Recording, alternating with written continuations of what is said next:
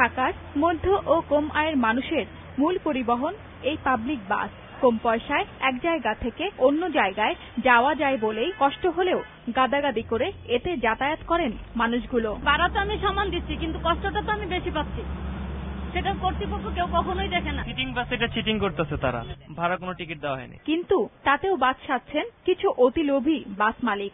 পুরনো কৌশলেই সিটিং সার্ভিসের নাম করে বাড়িয়ে দিয়েছেন বাস ভাড়া। তারা বলছেন এভাবে কিছুদিন চালিয়ে বাড়তি ভাড়া সবার গা সওয়া হয়ে গেলে আবার এগুলো লোকাল হিসেবেই চালাবেন মালিকরা।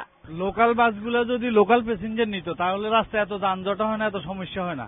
কারণ লোকালগুলা অফিস টাইমে ওরা সিটিং করে ফেলায়, তাতে আমাদের আসা যাওয়ার অনেক সমস্যা হয় এবং ওরা ইচ্ছাকৃত ওদের মন মতো ভাড়া কাটে। কিন্তু এখানে কিছু লেখা নেই, ওরা মন মতো 10 টাকা লিখে রাখছে। আমরা বাধ্য হয়ে উঠতেছি এবং তাদের মন গড়া যে রেটটা সেটাই আমরা মেনে নিতে বাধ্য হচ্ছি। ওনারা এক ধরনের একধাপ ভাড়া বৃদ্ধি করছে, পরবর্তীতে যখন গভর্নমেন্ট ঘোষণা দিবে তারপর আরেক ধাপ দিবে। মানুষের প্রশ্ন, এই অনিয়ম দেখার জন্য কি কোনো কর্তৃপক্ষ নেই, নাকি এই হয়রানি আর শোষণই তাদের চিরন্তন নিয়তি?